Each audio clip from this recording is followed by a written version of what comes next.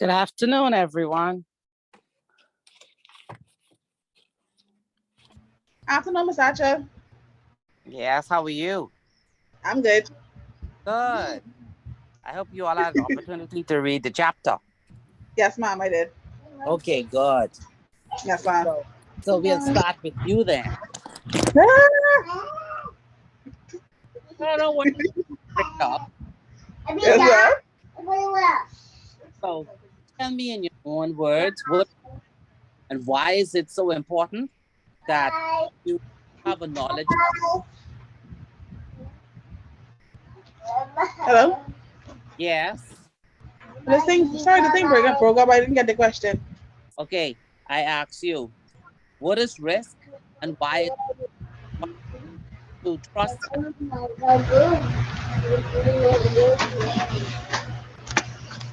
Okay, from my knowledge, risk is anything that can put the the company in jeopardy.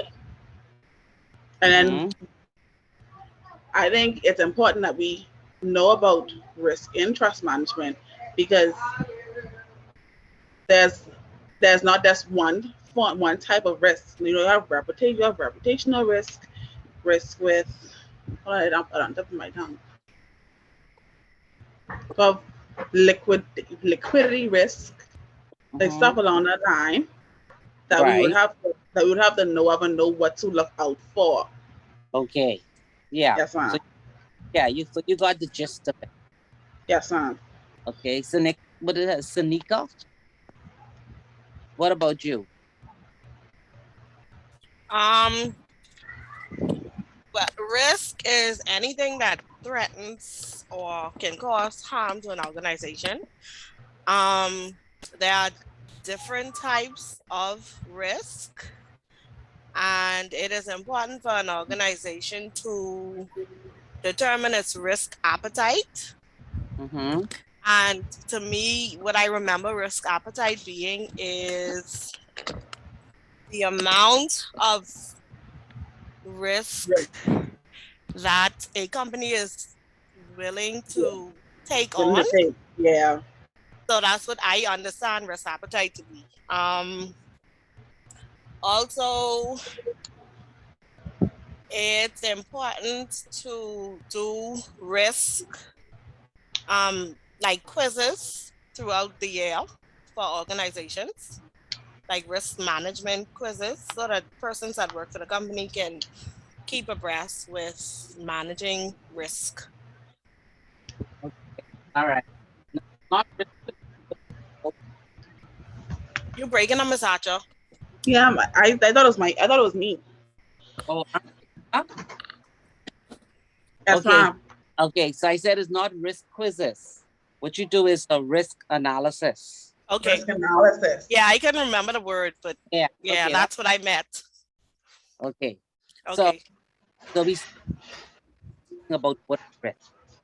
I said is just like is any threat to an organization. Hello. So once you can define what risk is, you have to remember that risk is just the element. Overall, there is risk management, and that's the process that the company put in place in order to deal with these threats that can actually affect itself. And not only does it identify the risk case and risk management, but you look at how you can manage that risk. So when you talk about companies and you talk about trust, one of the risks that they face is reputational risk. Yes, ma'am. And that reputational risk is coming from not knowing their clients. That's one. Number two, not carrying out enhanced due diligence on persons or not having adequate monitoring in terms of the transactions that pass through the accounts. But it's also looking at from a reputational standpoint, where because the Bahamas is more or less labeled as an offshore jurisdiction, there's always other big countries threatening the survival of the jurisdiction as a whole. So when you speak of risk intelligence, you're talking about somebody in the organization having that experience and that knowledge of all the risk that the company has gone through and also the risk that the jurisdiction faces in terms of the business that you're operating in. So that's what intelligence is. That's why it's not always good to lose all of your old staff because they carry with them that history. And unless someone is there to carry on the story, it becomes very difficult for you to walk in. Everybody's using an automated system, and all of a sudden there is no electricity. What do you do? And I know that of everybody is because people really don't know what does the computer do. Versus when it was manual, you were able to use whatever document and come to the same result. So they always say there are 3 levels in risk management. One is risk governance. And risk governance is from the board level, the decision makers. And they have what we call an oversight of the organization. So that's why it's called risk oversight. Why is oversight? Because risk management would send, the managers would send their risk management reports to the board. The next thing is risk infrastructure. And risk infrastructure means that the organization must have some systems in place in order for management to be able to collate this information. And then last but not least is risk ownership. Each department has to own their own risk. And by owning their risk, that's how the department is able to say, we have a plan in place to mitigate against the risk in the event that it occurs. So when you look at the very top, at the board, they're the ones that set the levels as to what they accept for their risk appetite for the firm. They're the ones that they're gonna make sure that management provides them with all of the up-to-date plans of how they're going to align the risk with the mitigation plan. And also look at the overall risk expectation. So they're looking at different things that can come at the company that can jeopardize its business. And of course, the owner's risk ownership means that you're relying on that intelligence that's within the organization to deal with risk. So I have a little picture here, as you can see. The first block starting from the bottom is the first line. That's the business unit. So that's the support. Excuse me, Ms. Archer, which picture are we looking at? Page 7. One that look like a little house. You see it? Oh, yes, ma'am, with the board on the top? Yes, that one. Okay, thank you. All right. Start from the bottom. That one that says first line, that's the business support. Domestic, that's the teller. In a trust, that's the relationship manager. The person that goes out to get the business. Then the next line is the risk management function. And that's compliance and risk. And then the third line of defense is the internal audit. Those 3 functions, they are able to identify what are the risks. The risk management function reports into the risk management committee. Now, not all organizations have a risk management committee. So then they will report directly to the board. The same thing with the internal audit, internal external audit. They can report directly to the board or they can go through an audit committee. But note that ultimately, risk governance rests with the board. So the first, second, and third line of defense is responsible for identifying the risk, evaluating the risk, and managing the risk. The committees does the risk acceptance and monitoring. Again, if those two committees don't exist, then you'll see the monitoring taking place by the second and third line of defense. And then there's reporting to the board. Coming down from the board on the left side, you'll see, as I said to you, the risk appetite. Along with the risk appetite, you have to have a framework. And the framework is just the overarching policy before you go down to the policy that the department should actually be following. Then you have group-wide policies and procedures, and then additional policy. Any questions so far?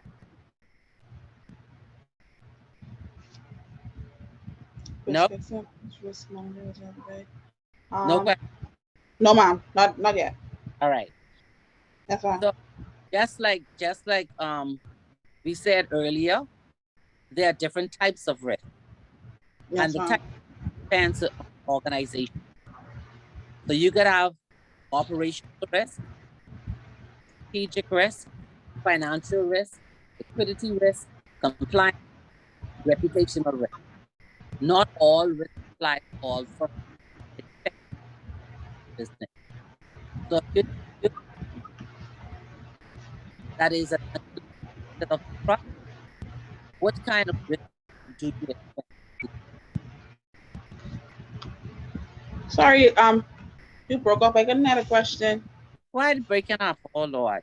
I said if you are in a company that is a subsidiary of a trust, what kind of risk do you expect is in that company? The general risk. Every reputational and operational. Yes. Anything else?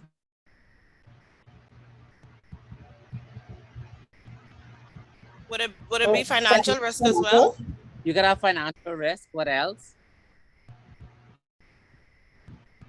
Compliance. Yes. What else?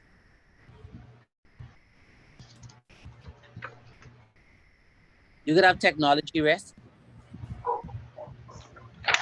And that happens. Yeah. We could. You could even have risk. With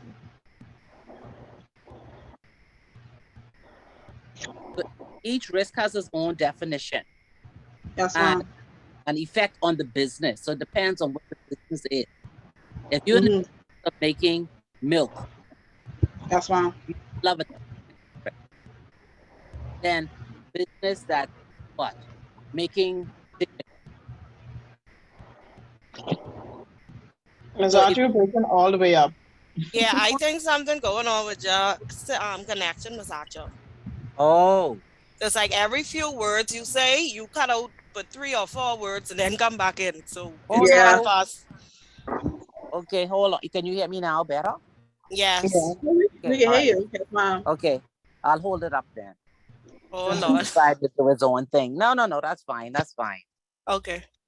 That's fine. When your company is a part of a group, like most of the trust companies are in the Bahamas, they're part of a group. They normally have a group-wide policy. That means that every subsidiary, every affiliate uses the same policy. And that's why you see there's always a lot of argument from staff saying, oh, but this policy doesn't apply to us. But it's in the policy because there's always just one policy if you're part of a group.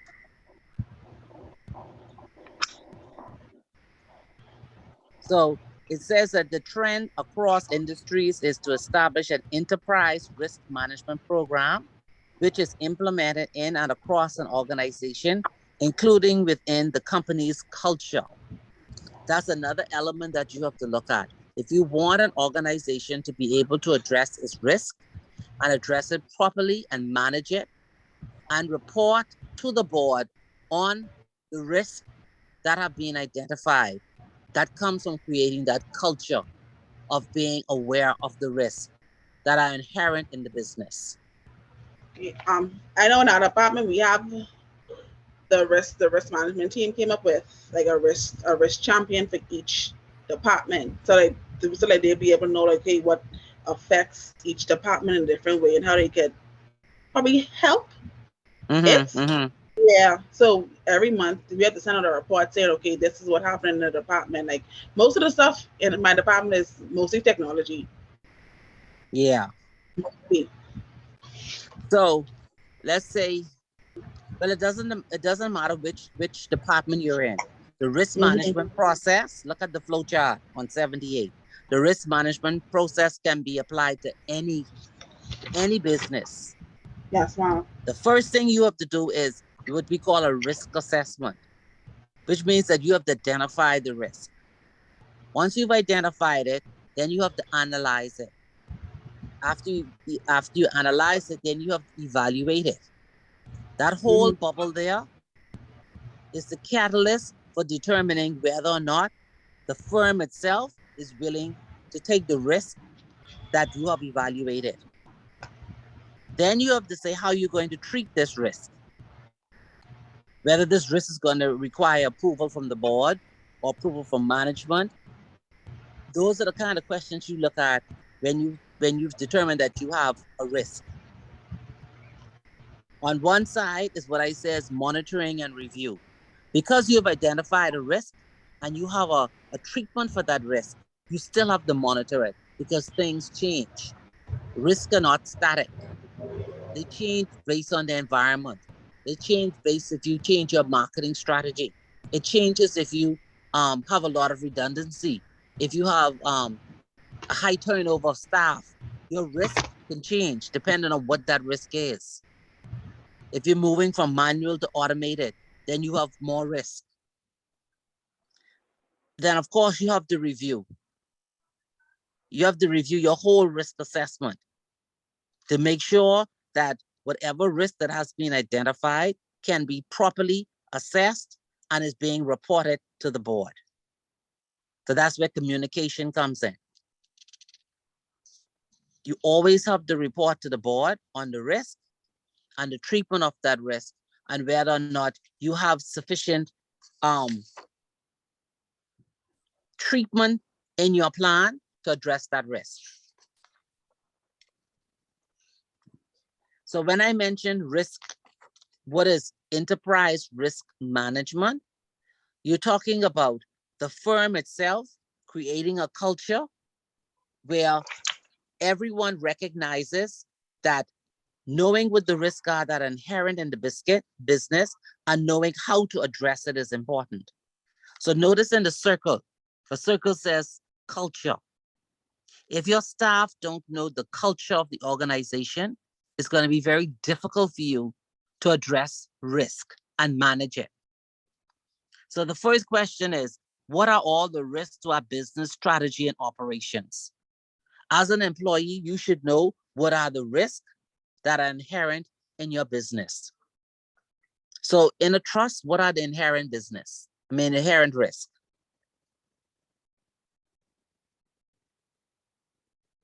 In a trust business, what are the inherent risks? Anybody?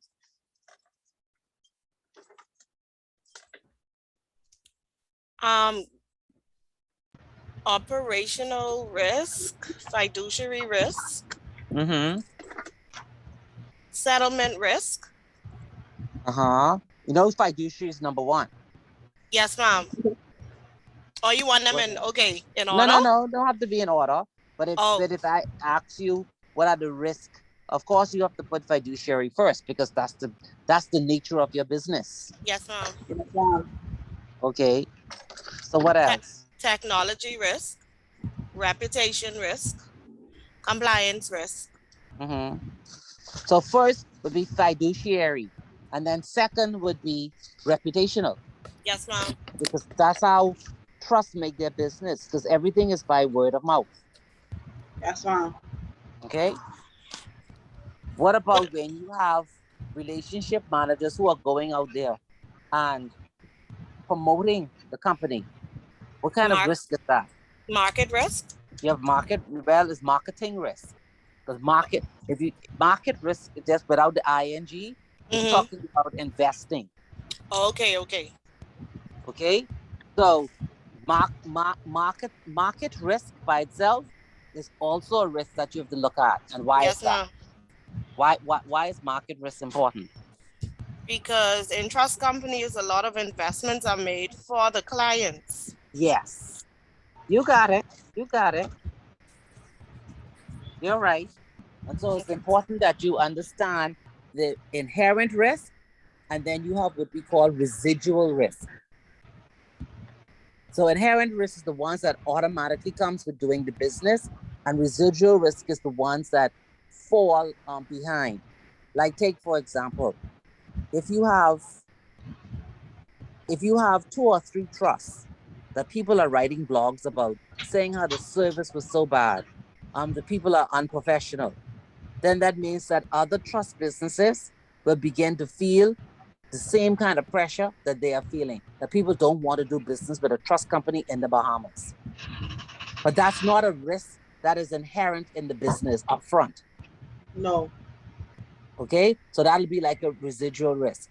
So for enterprise risk management, you always ask yourself, what are all the risks to our business, strategy, and operations? That's coverage. Then the next thing, go ahead. Would that be considered a country risk too? Like how you say that they wouldn't want to do business in the Bahamas if they find that they, okay. Yeah, that's a country risk. So the next one is risk appetite. How much risk are we willing to take as a company? Now, if you're talking about underlying companies of a trust, they will have their own risk appetite. And they have to be mindful that they're in the business to make money for the trust, because they are actually assets of the trust company. So they have to make sure that their risk appetite aligns with the expectations of the trust. That's fine. So the next one is governance and policy. How good are we at overseeing risk taking?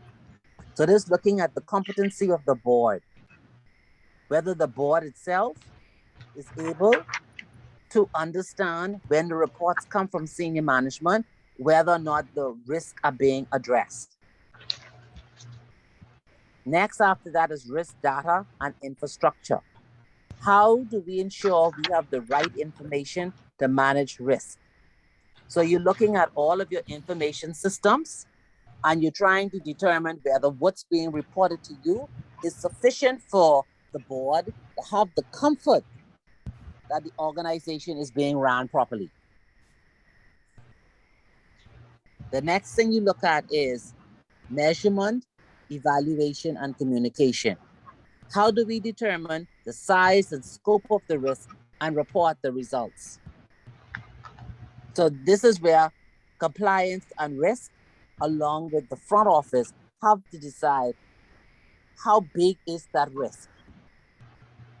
Is that risk representing only 20%, only 10%? And how do we report that to the board? How are we going to monitor that? How are we going to treat it on a day-to-day basis so that we don't lose our business? Then the next question is control environment. Again, you have to decide how well do we manage the risk? And how well do you manage the risk means that you have to do some self-assessment. Only a self-assessment can tell you whether or not you are actually managing your risk to the best of your ability. After that, you have response. What are we doing about the risk? Because sometimes in a company, you can actually work towards reducing that risk to minimal, whereby even though it is an inherent risk, you don't run the risk of losing your business or your operations. And then the last one says, what else can go wrong and how are risks interconnected? So what else can go wrong is what we call the residual risk. And how are risks interconnected? That's looking at 2 risks that one cannot do without the other one. which means that both risks have to be addressed together. So all of that is what you call enterprise risk management. Being able to look at all of the risks inherent in your business and then deciding how you're going to address, how you're going to treat it, how you're going to manage it, how you're going to report it to the board going forward. Any questions?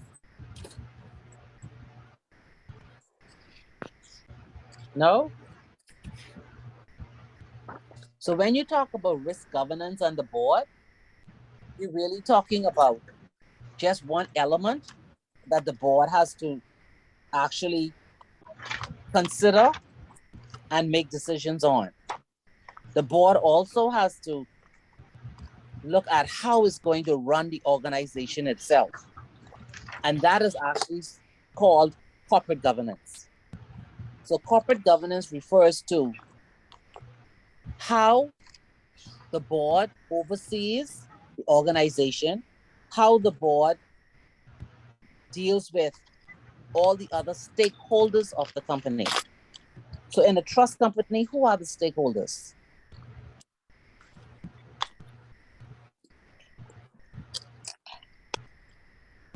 Anybody could take Shareholders? it. The stakeholders, yes, the shareholders, who else? The employees. Yes. I know you wouldn't leave them out. Yes. Who else? The directors. No, Probably fall under employee. no. Because when we say, when we're talking about corporate governance, we're talking about the directors. Oh, they're coming from the board. Yes, ma'am. Yes. So it's not the directors. We're talking about the shareholders. You're talking about who else? The employees. Anybody else? The community. Yes, the community. And anybody else who supports them. Okay. So in a small private company, the shareholders act as directors. So you will see if you have a trust at the top, and then you have underlying companies that are assets of the trust. Sometimes the family members work in the company. So they will be beneficiaries, but they'll also be acting in those companies as managers or as directors. So in large companies, like a trust company, the board has the supervisory role with its powers, and those being delegated to executive management. So shareholders, on the other hand, they focus on capital growth and income and ensuring that the composition of the boards are balanced. And that's key.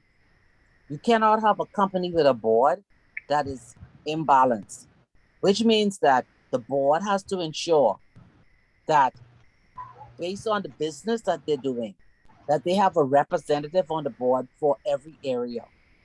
Because remember now, the trust itself is looking to that company making a profit. And then that profit, a percentage of that profit being remitted up to the trust in order to pay the capital and the income beneficiaries. What's important is that when it comes to corporate governance, you have to keep abreast of the issues. You have to know what is happening in corporate governance. So corporate governance is talking about how you execute your strategy, how you manage your risk, how you make sure you're always compliant, and also setting what we call the strategic direction for the firm. So you should have a 5-year goal, then a 3-year goal, and of course the current year. So the company has to know where it's headed in terms of making a profit. But there are always things that happen in between that can actually deter a company from its goal. So being a part of the board means focus on making money, keeping expenses low, and also making sure that your stakeholders are happy. So it says by the OECD on the principles of corporate governance, it tells you It's a set of relationships between a company's management, its board, its shareholders, and other stakeholders. Corporate governance also provides the structure through which the objectives of the company are set, and the means of attaining those objectives and monitoring performance are determined. So that's what corporate governance is all about. Whenever a company begins to lose money, the first thing you look at is the board. Do we have the right composition? So if a subsidiary company underneath a trust was a water company, who you think should be on the board?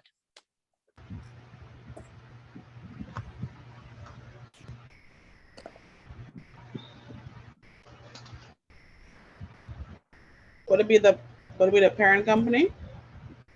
You'll have no, don't forget, it's a trust now. Oh, A trust is at the top, and then it has companies below it. So who should be the directors on the board? What kind of person would you look for to sit on the board? Of a water company? Yes. Persons that work in that area. Okay. How many of those you need? I'd say probably 2. Depends on the size of the company. Yes, yeah. Okay. Or else, who else would you need to sit on that board? Somebody in environment. Yes. Okay, so we now do 2 persons. What else? Would you need a medical person? No. If you have what's that? Sales and marketing. You need a marketing person, yes. What else do you need?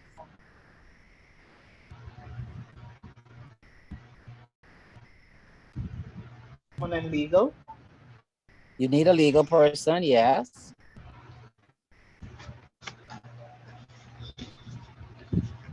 You need an accountant. Someone who have an accounting background. You'd also want, depends on the market where you ship your water. You also need someone who's an expert in that area, that country. Because they along with the marketing person will determine what your risk appetite is going to be. So that's why when you look at a board, the composition of a board is so critical in terms of how that company is going to be run and how that company is going to strategically make the returns that you're looking for. So a good corporate governance should provide proper incentive for the board and management to pursue objectives, which means that directors of the board are paid, and they're paid quarterly at each sitting of the board. And they're supposed to look for what's in the best interest of the company and the shareholders. And they're responsible for monitoring the company and encouraging the staff to use all the resources efficiently. Because one thing the shareholders don't want to see is that expenses are increasing and then profits are declining. So the corporate governance that underpins the relationships between the board, the shareholders, and the stakeholders. It also underpins the responsibilities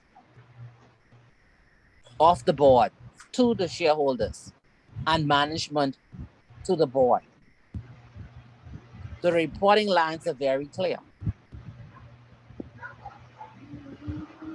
So who benefits from a company having good corporate governance? Of course, it's the shareholders and the employees, investors, service providers, and the community at large. So at the center of having a good corporate governance are the proper understanding, appreciation, and practice of the high standard of duty of skill and care. Remember, in this trust business, and even in a company, when you are a director, you act in a fiduciary capacity. And that means that you must have a high standard of duty, skill, and care. That's expected of you as a director. And then, of course, you have senior management. And they have to discharge their duties and responsibilities within the law. And within the law means within the local regulations and the international standards, because no company works just where they are. Every company tries to work globally. And so that's the same for in a trust business. Yes, you have a trust company in the Bahamas, but it could also have a parent in another part of the world. So you have to look at the law, not just here, but wherever your parent or your affiliate company operates. So a comprehensive understanding of their responsibilities and accountabilities by directors and senior management, and having clear, consistent communication of the process of good corporate governance within an organization to such stakeholders. Those things are paramount to the effectiveness of any corporate governance regime. Everyone must know their responsibilities, and they have to be accountable for their areas. So an integral part of the mandate of directors and senior management is the identification, measurement, monitoring, control, and minimization of risk to the organization. So they're saying that one of the things that the directors must ensure that senior management reports to them is that whole chart that we discussed, that's called the risk management process.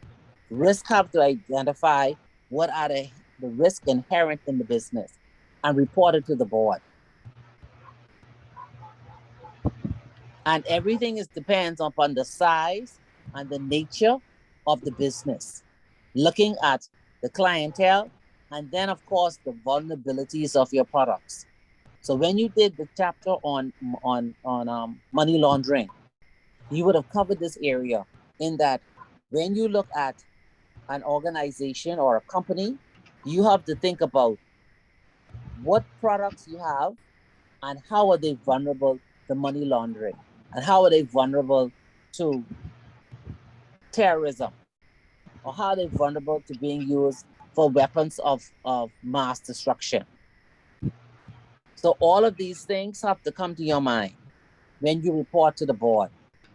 And then you have to look at your internal controls, your system and your processes, and think about how they can be used either for fraud, for collusion, impropriety, or even any legal liability, chance of being sued, or having a regulator place fines or sanctions on your company. All of these things the board has to consider.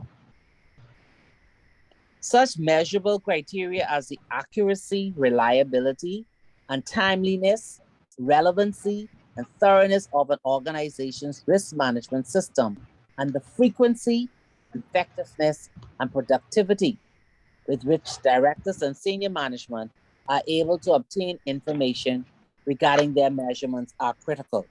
So that means that when senior management reports to the board, they cannot report of an incident that happened today. They cannot advise the board 6 months down the line. What's best practice is that the company secretary would send a note to the board advising them that there was an incident. And that incident could have been an operational risk. It could have been a fiduciary risk. And when they report, they have to make sure that it's accurate, that it is reliable, is timely, and that it is relevant. Because not all information goes to the board. Some stay at the level of management. And of course, they have to make sure that they're thorough, which means that when they report the incident, they have to provide an incident report, then an overall risk report to the board with a plan and how the company is going to mitigate against that risk. So you know that trust companies are actually regulated by the Central Bank of the Bahamas.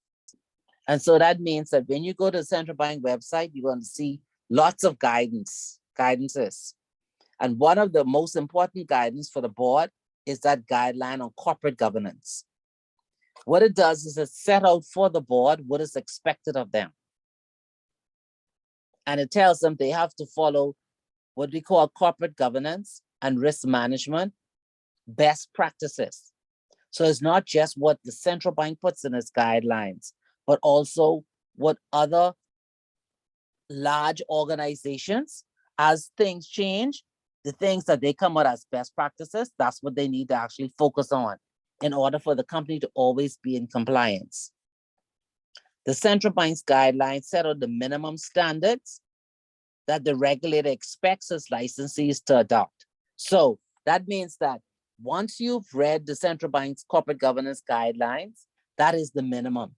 They then look to see, based on your size, the nature of your business, the complexity of your organization, then you have to adapt your corporate governance standards based on those three things. So the guideline states that they are based on the premise that the directors are stewards of the organization, responsible for providing overall direction and oversight, and that senior management is responsible for carrying out the day-to-day operations of the organizations and implementing an appropriate governance process and control program designed to produce a sound and profitable organization. So all of that was to say was that the board, they are responsible for the organization as a whole. And their direction and oversight is important because senior management depends on the direction from the board as to where they will take the company. And senior management is responsible for the day-to-day management of the operations. And you know that every licensee of the central bank has what they call a senior official 1 and senior official 2. And they have that responsibility to make sure that the company is being operated in a sound manner. Any questions? Comments? No?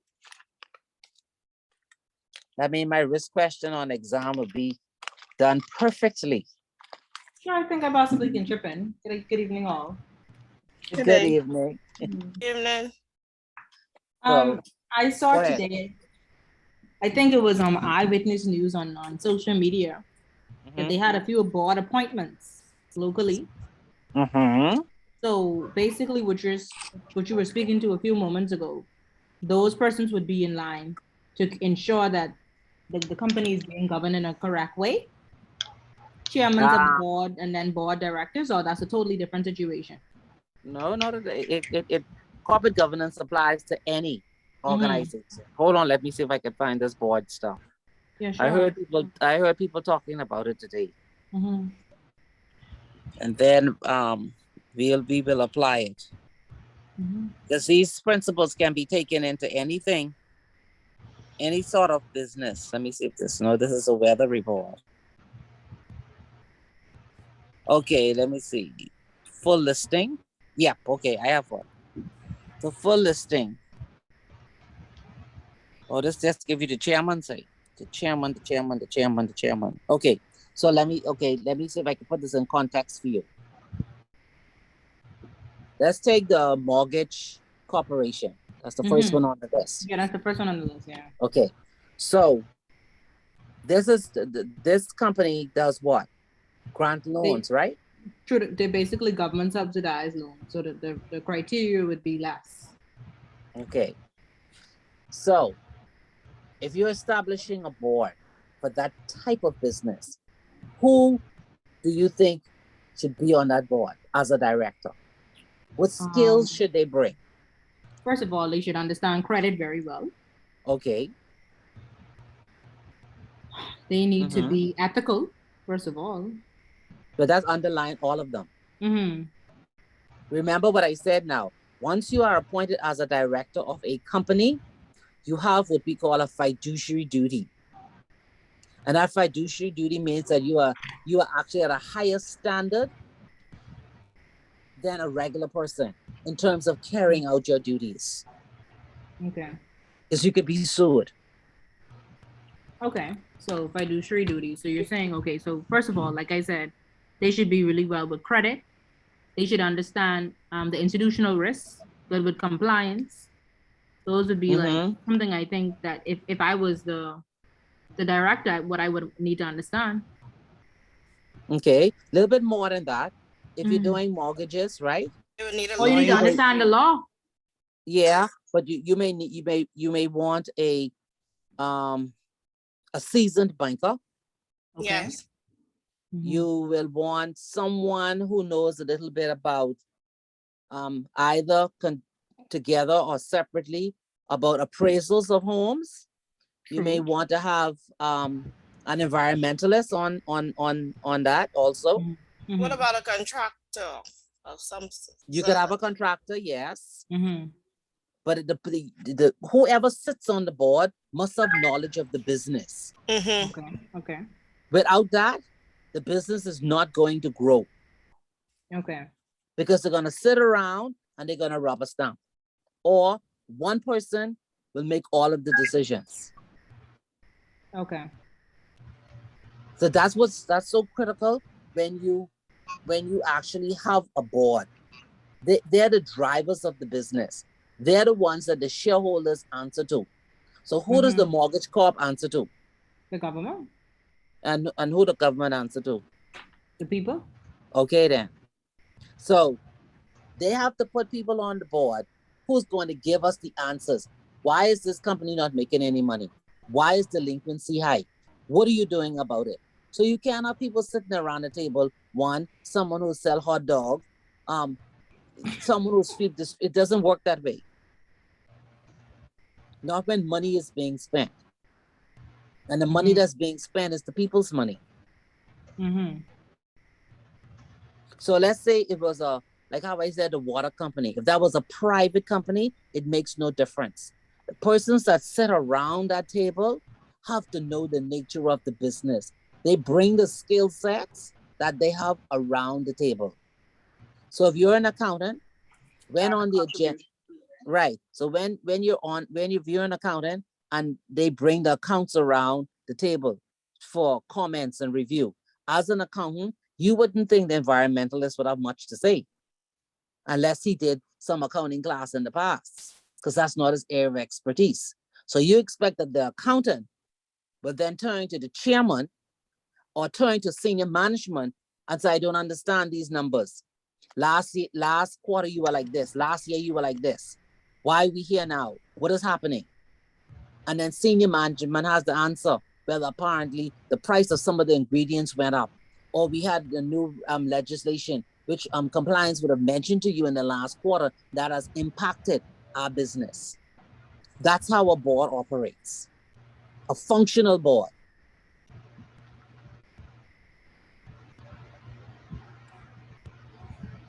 Any comments, questions? I'm looking down the so list. if that's the case of a functional board, right? How many what would say is the percentage of functional boards here locally? Because who are keeping these people accountable? I know that's how it is in theory, Ms. Archer, but you really sit down and wonder. No, not in theory, not in theory. There are some organizations. Okay, you see how I was telling you corporate governance guidelines by the central bank. Yes, ma'am. Banks and trust companies and credit unions, they have to pick the right people to sit around the board. Yes, they do. They have to. And what I'm saying to you is that this corporate governance guideline, even though this is written by the banks, you have best practice. But a lot of companies are not interested or never heard of it. But this is the way a company runs. This is how a company becomes successful, by having people sitting around the table who have the knowledge to drive the company where it needs to go. Mm-hmm. That's how it works. So in answer to your questions, there are a lot of companies that are not run properly because they don't have proper corporate governance. Mm-hmm. That's just and that's just it. Because Do you what's think up? that's because like they can't afford it, or like basically as a people we're just known for, I don't hate to say whatever buck up goes. That's just become our culture, you know, that kind of way. Yeah, but I think in some instances, you see, the problem is this: you will have a sole proprietor.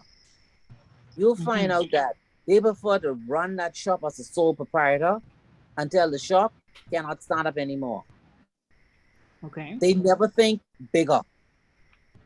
True. Let the three of us put together, form a company, and take this market. So most of the businesses you see around are sole proprietorships. Some of them that you see are actual companies. They're where 3 or 4 persons have come together and they form a company and they're driving their business. You can see one of those you can see is Extra Value. When Extra Value came out, they came in the place of the food store from Freeport. The food store from Freeport didn't make it. And everybody was saying another food store will not make it because the current one has a monopoly on the market. They're on every corner.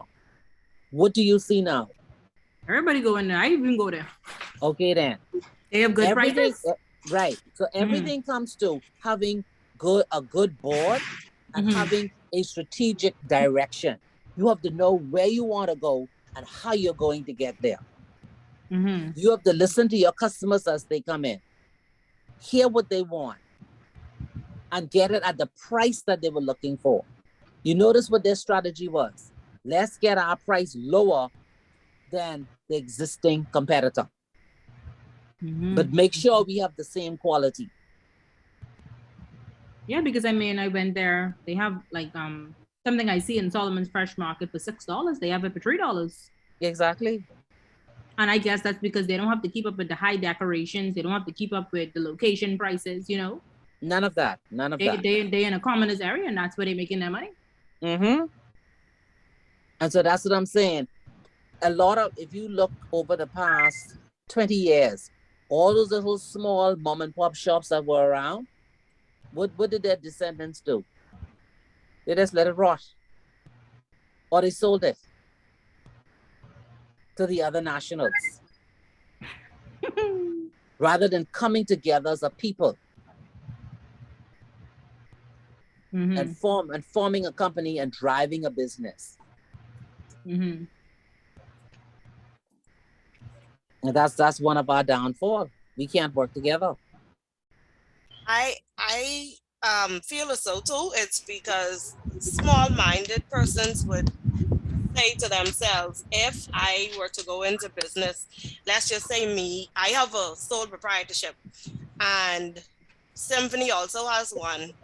And we can both, if both our business, we can combine our businesses because they sell basically the same thing, right? But I may be looking at it to say, if I go into business with Symphony, then it's not all my money anymore.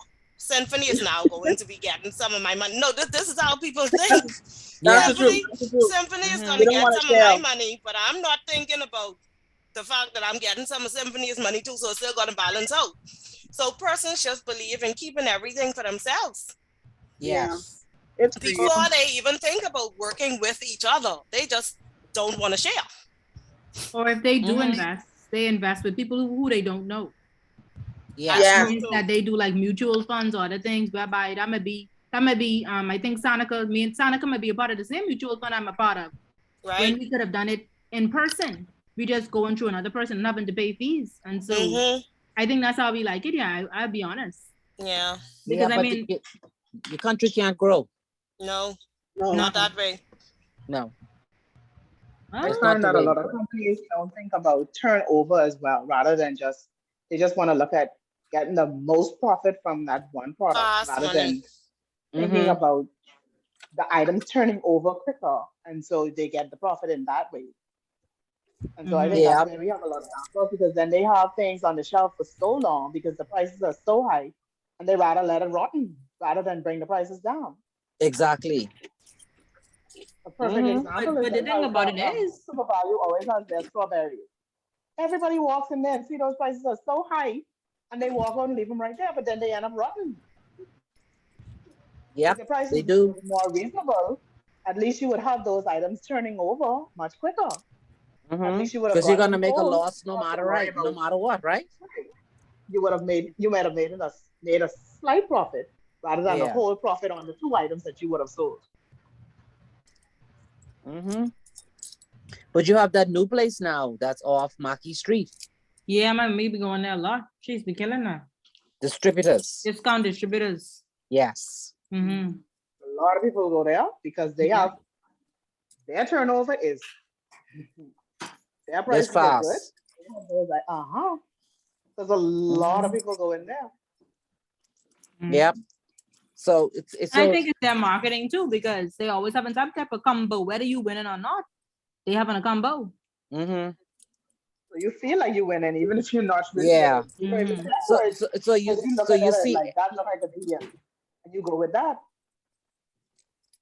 but you see how all of the, when you look at it, all of the risk and having the key people for each one of those risks determine how you run your company and how you run it well.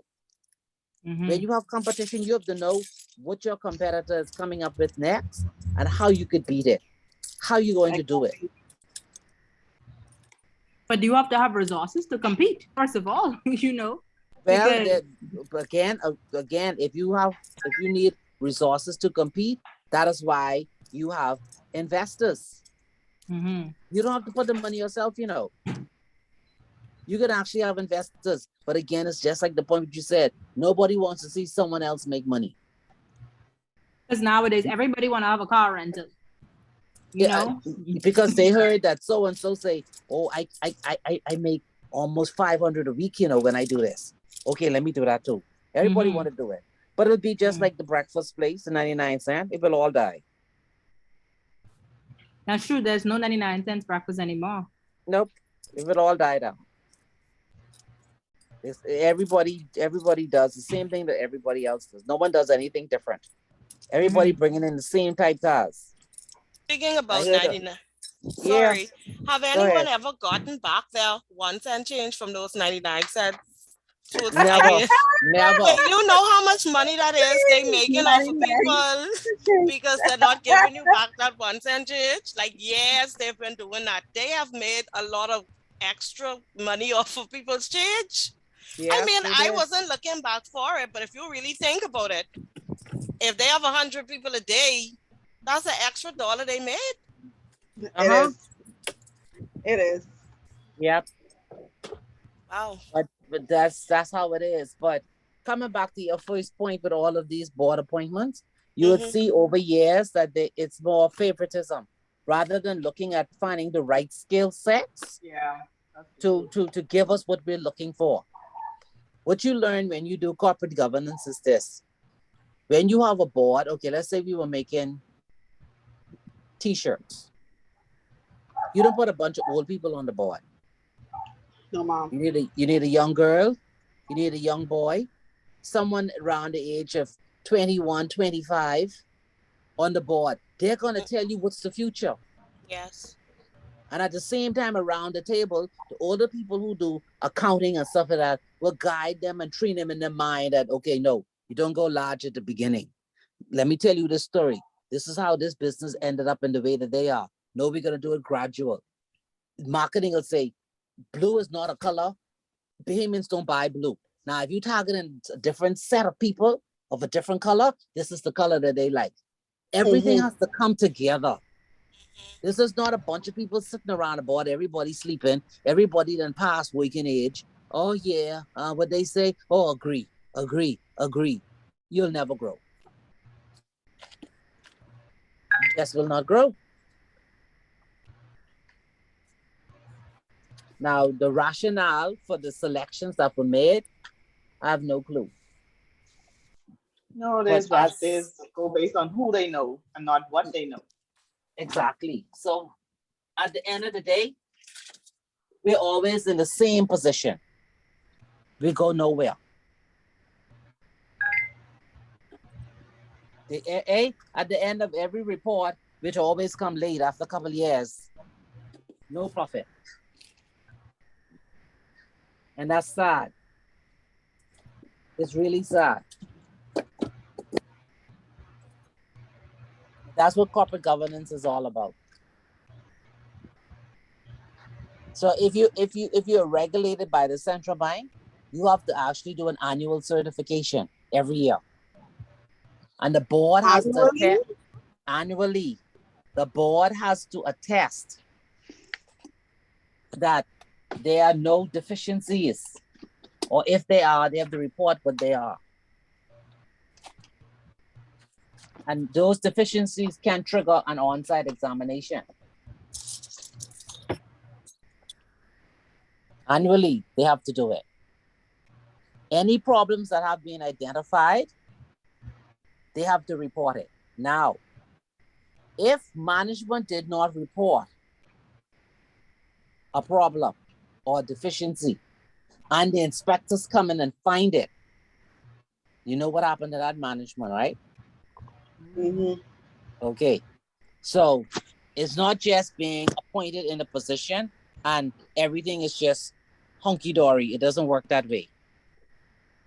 You actually have to be able to know when there are deficiencies, and you have to address those deficiencies. And of course, the board has to sign off on it saying that these are the deficiencies and this is how we are going to address it. So the board monitors the overall effectiveness of its corporate governance and risk management processes through its committees. So that's why a lot of organizations have committees, because the committees more or less gives them the overall aspect of the risk and how it's being managed. So trust and fiduciary committees, you have risk management committees, you have credit committees, and there are other committees. The guidelines require the board of directors to document annually whether their corporate governance process has been implemented effectively. So that means that you have the board. Underneath the board, you have senior management. On the side of the board, you have the corporate secretary. You also have compliance reporting directly to the board. You also have risk reporting directly to the board. Not saying that they do not consult with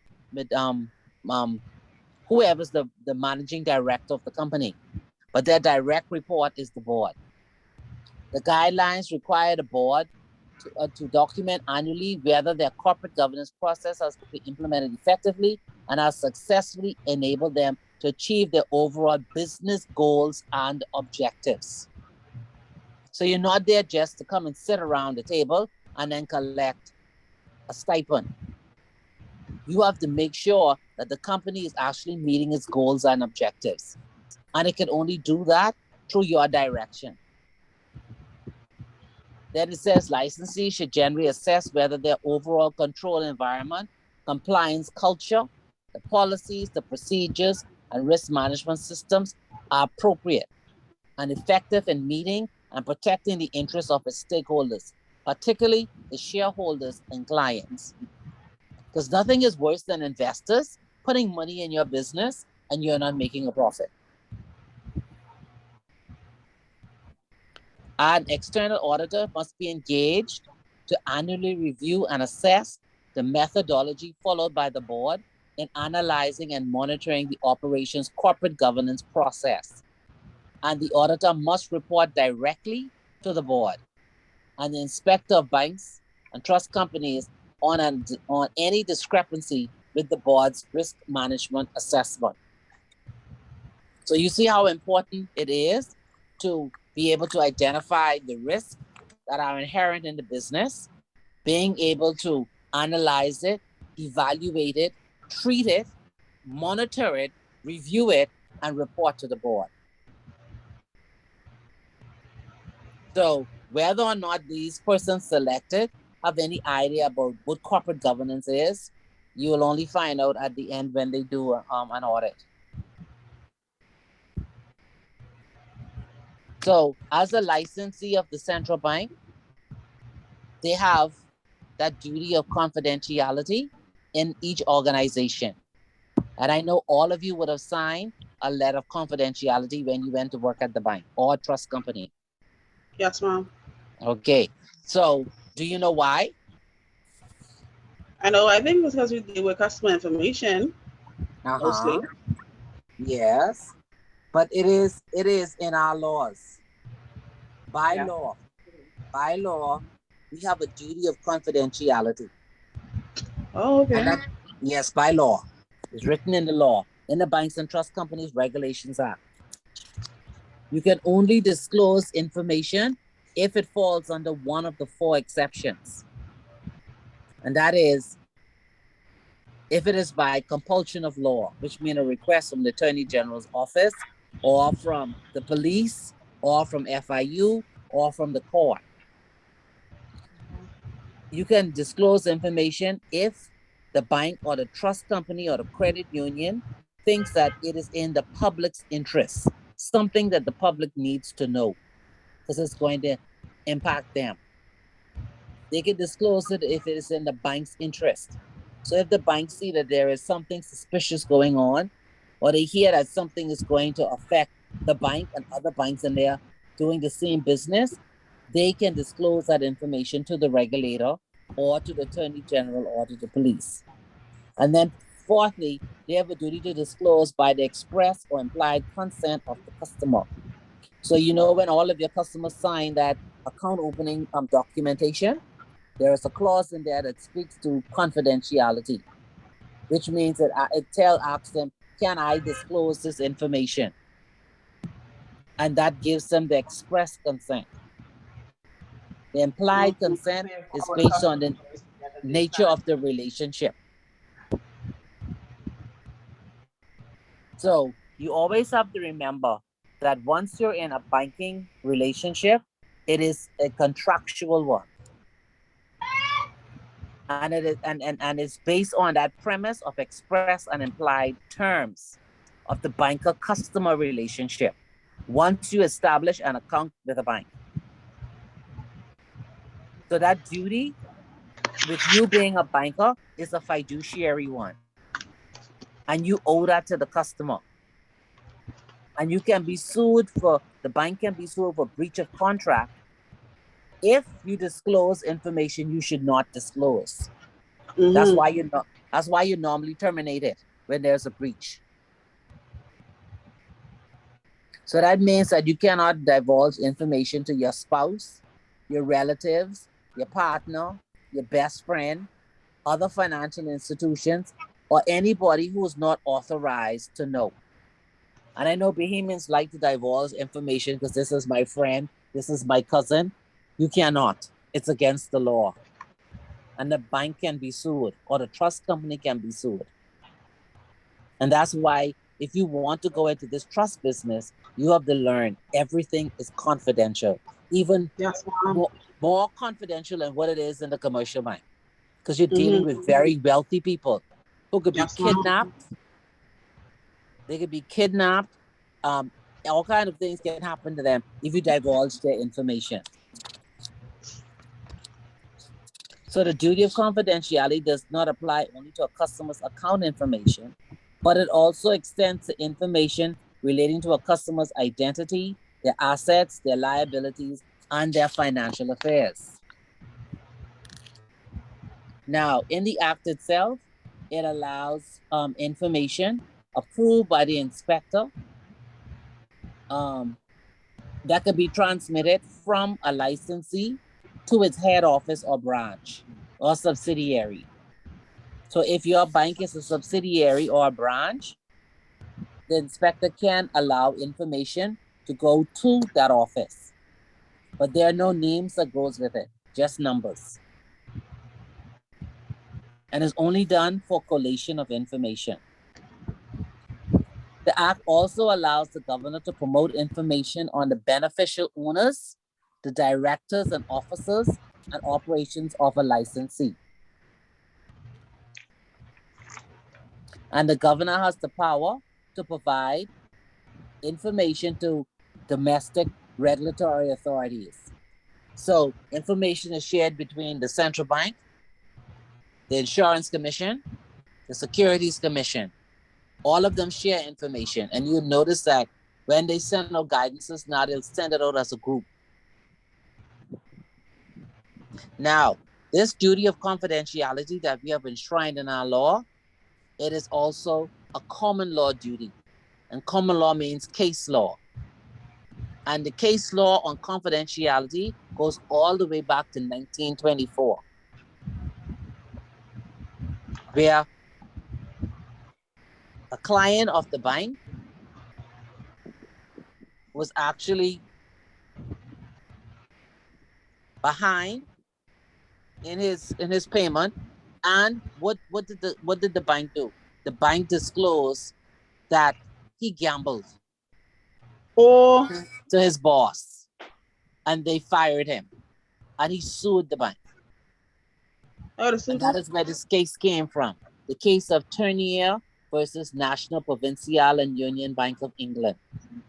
And that's where the court determined that there are only 4 exceptions in law where you can disclose someone's confidential information. That don't sound like it was one of them. No, they could not.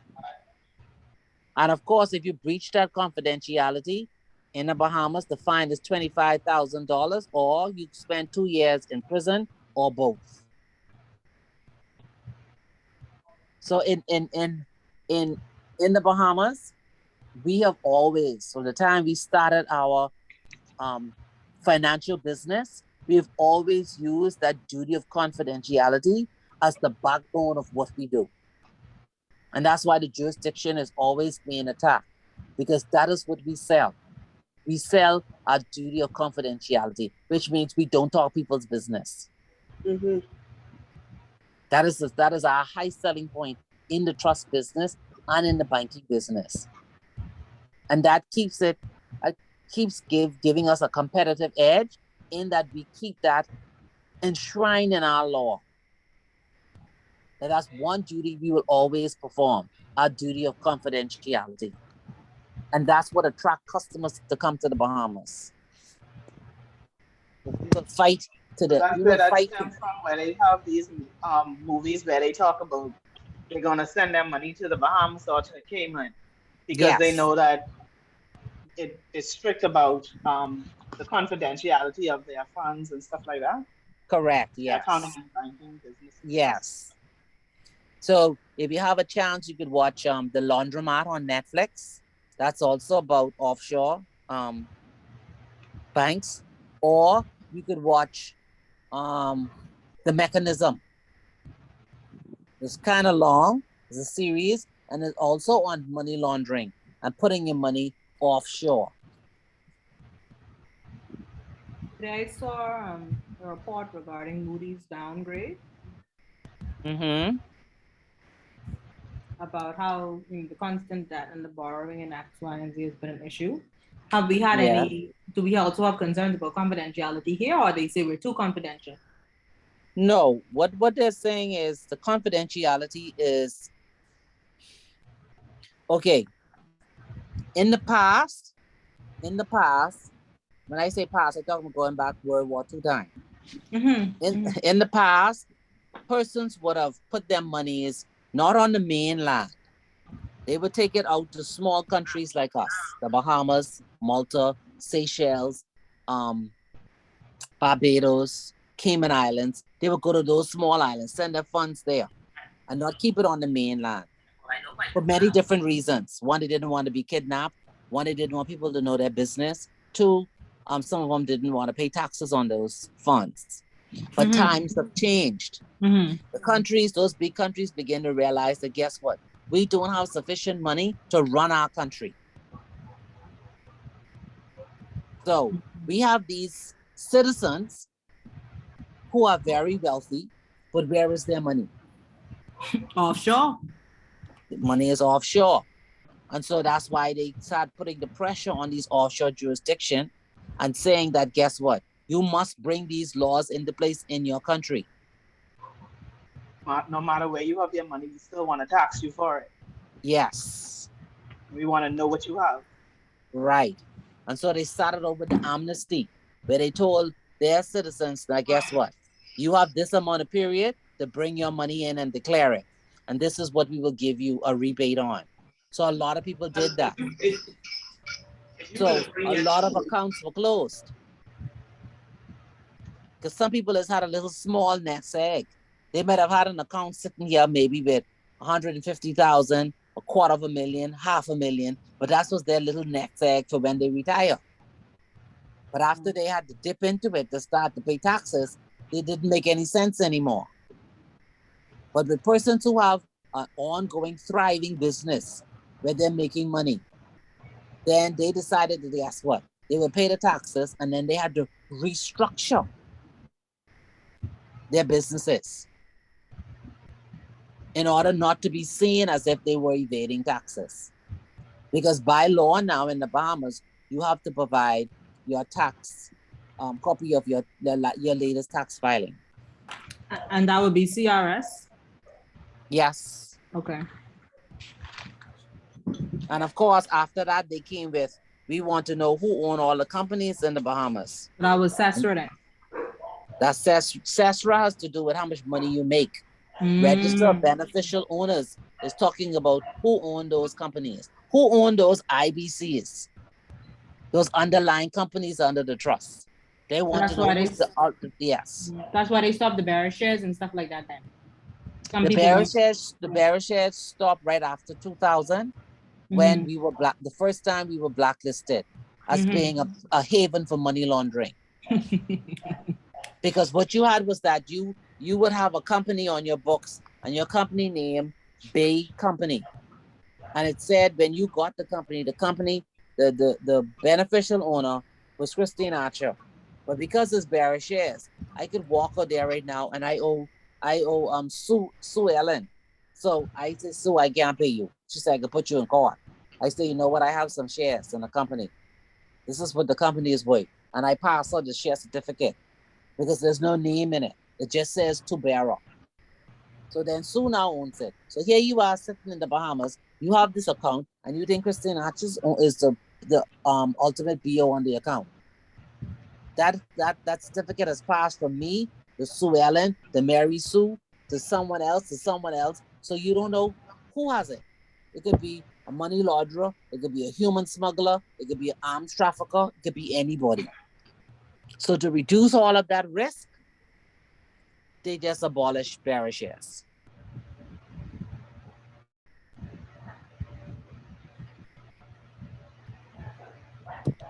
Okay.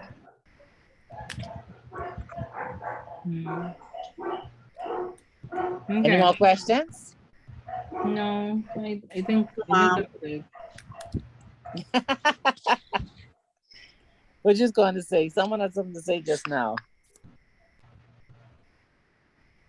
I just personally feel as though like they, like at the end of the day, everyone wants to be profitable, I think this is like a three-way profitable situation. The country wants to get their money. The citizen don't want to pay all of their money. They want to maintain their profits. And the jurisdiction want to make some money. Yes. So at the end of the day, everybody has to go to the drawing board and figure out how are they still going to be profitable and does it even make any sense? The big countries that pushed us are not having those kind of conversations. We are very small fry. So that's why you see in the former government administration, they were trying as hard as they could, flying back and forth, trying to get their attention. They say this is a business that we've been in for a very long time. We're not into doing any like hanky-panky. This is an actual business. This is our livelihood. This is what we do. This is a niche that we have created. And this is how we're gonna try to come to some kind of arrangement. Because if you take this away from us, we're dead. So that's what the fight has been for the last, this is 21, for the last 21 years. We've been fighting to keep our financial sector. But would you see some people doing, I don't know if this is 100% correct, but what I see a lot of persons now doing is they're moving more into the real estate. Because when the people buy over 500,000, then they could sort of legitimize their business dealings here. Mm-hmm. And So- sort of they get citizenship in the Bahamas, and some companies still allow them to keep their citizenship. So that's what some people do to structure their business otherwise, so that the tax that they're gonna have to pay, they're still they're a Bahamian citizen now. Of course.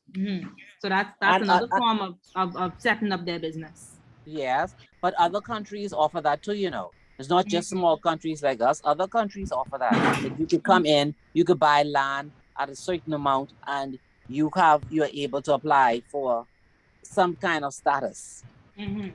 So we're not the only ones that does it. They just don't talk about those other countries. No, I am aware of that, Ms. Archer. I know, but some too. I mean, they sound quite interesting, because I even think Barbados, when COVID had started, they was doing like a work from home type situation. You could have gotten a visa to work over there for a year. I even thought the Bahamas was doing that too. Yep. That was a big thing. So it is what it is, but like I say, it's a fight. It's really a fight. Yeah. All right, so what I'm gonna do on Saturday is, hold on, where are we? Corporate secretarial practice, that's the last chapter. Yep. That's the Okay, so we're gonna do corporate secretarial practice. And then company liquidation. It's too much chapters. Okay, and liquidation. I have liquidation, it's not that long. Okay, yeah, we do those 2 chapters, and then I'll give you an idea what's coming on the exam.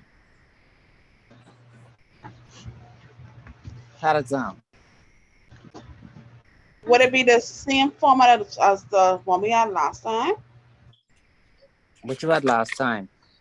It was 2 20-point questions, and I think we could have picked the other 6.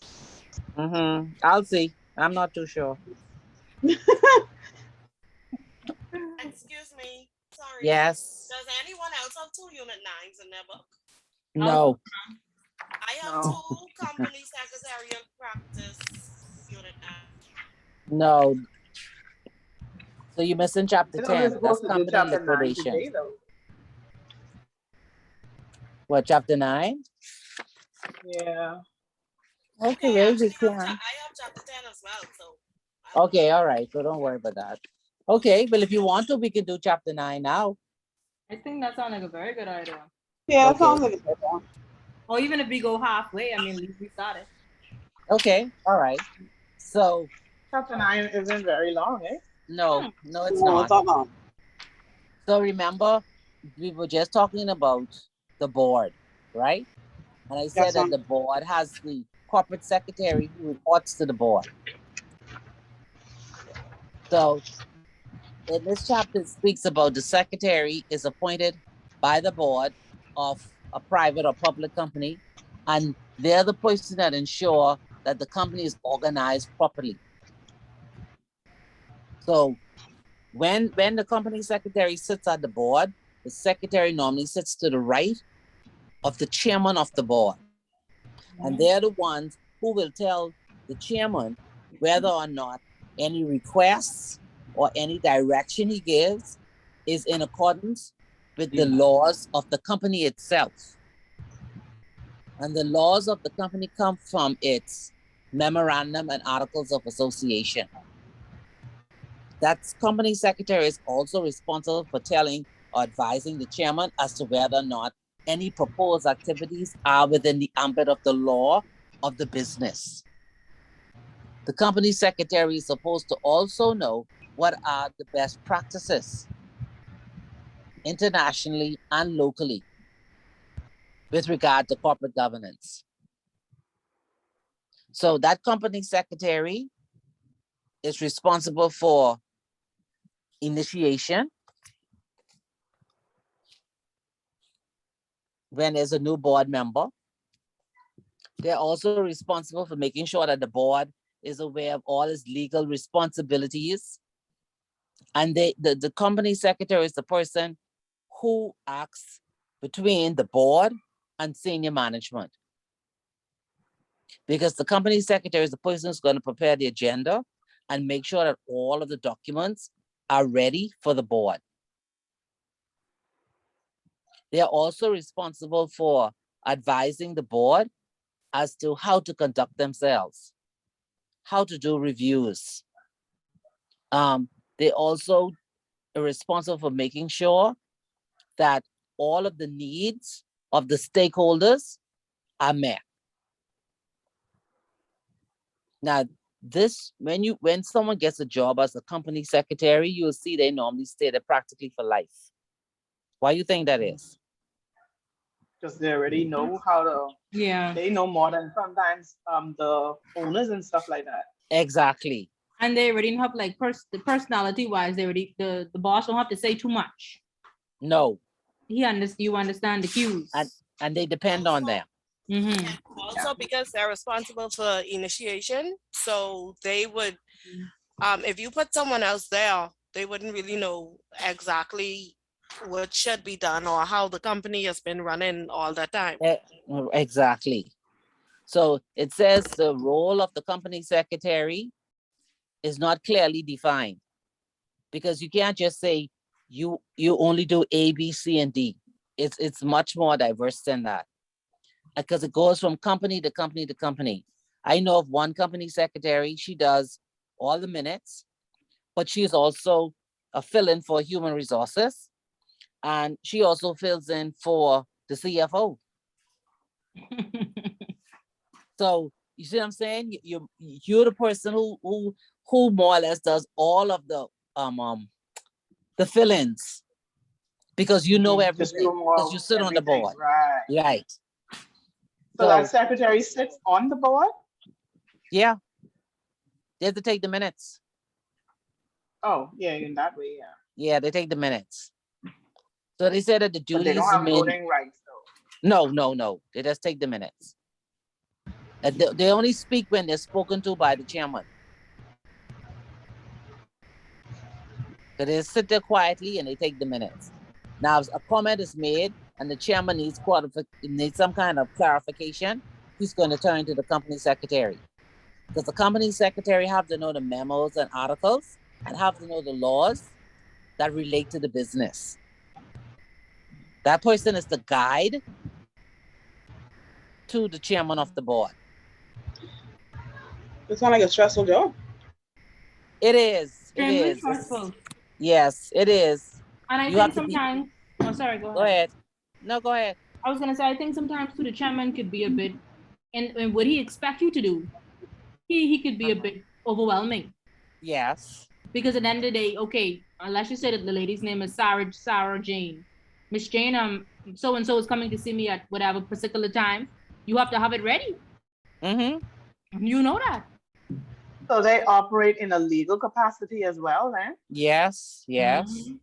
So say if one of the shareholders society wants to sell 20 of his shares, the corporate secretary has to make sure that happens. Oh, wow. Mm-hmm. The corporate secretary will review all of the reports that come from management to make sure, one, that they are aligned. That's what good corporate governance is, that they are addressed properly, that there are no grammatical mistakes, there are no spelling mistakes, all of that. So what's the payment for this type of individual, Ms. Archer? It's over 100. Okay. So that's the role, but they now refer to almost like an executive assistant then. Yes. No, it's beyond that. Okay. So, So the secretary is beyond the executive assistant? No. They say it's. Go ahead. I thought they said that it was like on a corporate level, they wouldn't actually be like an assistant. No, right. There is a corporate. It's this person, when they sit in the organization, they goes to all of the board meetings. Okay. They're not sitting there and typing up things and then reporting to the managing director. That's not that person. Mm-hmm. This person sits at the board. This person writes minutes, types minutes. This person will liaise with the shareholders They're at that level, all the way up there. Mm-hmm. So also when, let's just say, they have something to disseminate to the public, this person would serve as PR as well then? No. No. Okay. Okay. This person would be the liaison between the managing director Mm-hmm. and the board. So the managing director would prepare whatever it is. They would Mhm. pass it to the company secretary, who would then send it to the chairman. This was prepared by management for your review. And then the chairman can either say circulate it to all or just circulate it to Peter and Paul. And if they all agree, because I agree, let it go. Okay. So this person has like more like a neutral stand per se. You have no stand. Yes. Nothing is based on your opinion unless you and the chairman have a very good relationship. And then the chairman says, what do you think? Mm-hmm. But normally it's not what you think. You just do your job. Yeah. That's it.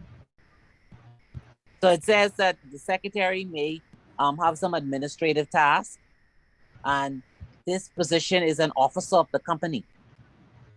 Mm-hmm. Mm-hmm. Who may have extensive duties and responsibilities and even authority to enter into contracts on behalf of the company. Right, And on the administrative side of the company's affairs, it is primarily and arguably a legal and or senior managerial executive role, depending upon the responsibilities given to the role and the nature and complexity of the organization. So sometimes the corporate secretary, it may give you the perception that they're even more important than the managing director, because that's the power that they hold, because they're reporting not just to the managing director, but also to the chairman of the board.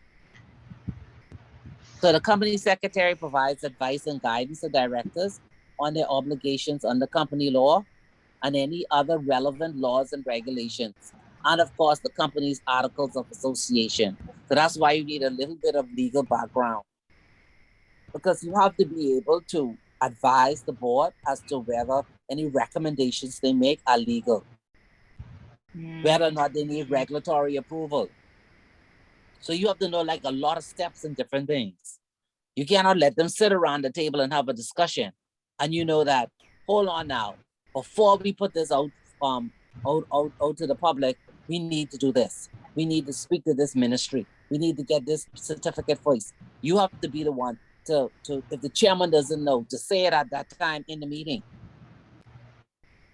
You whisper that to the chairman, because there's no recording in the minutes saying the corporate secretary say. Mm-hmm. It's actually the directors and the chairman.